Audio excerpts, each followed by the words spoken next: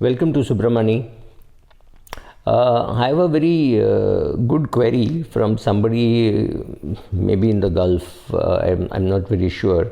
And he says, you have said that if one reaches a corpus of 30 times one's annual expenses, he is technically reached financial independence.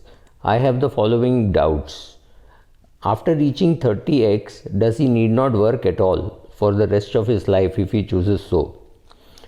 So of course, when I'm saying that a person need not work after this reaching this number, it means you should have really retired. You cannot after that have hopes of getting married, having children and paying for all that. Nothing will happen out of this corpus. This corpus is just for retirement, and it is impossible to estimate your retirement needs when you're in your 30s. So if a 30-year-old with annual expenses of say 4 lakhs and he's not yet married, or maybe his annual expenses are just 3 lakhs, and he says, oh, I have 90 lakhs, I can retire, the answer is wrong, completely wrong, because he still has other things to do in life.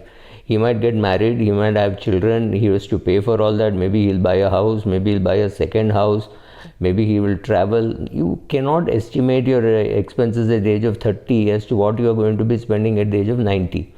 Estimating that even at 65 or 70 is very difficult, because you have no clue how much old age care can cost, right?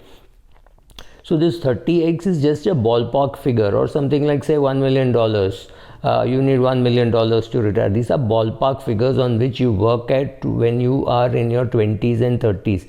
It is not the number that you require to retire, right? And because you at 36, don't tell me that there are no other expenses other than just day-to-day living. You will have other expenses. You will if none of that has been provided for, then 30x is not sufficient. 30x is a number which if you have reached by the time you're say 60, 62, and you're saying, okay, next 30 years this money will last, including drawdowns, which means the corpus is very likely to become zero by the time you die, right? Assuming no great expenses towards old age care, because old age care is very difficult to estimate. So don't suddenly assume that in your 30s, if you have this 90 lakhs and so therefore you can retire. No, you can't.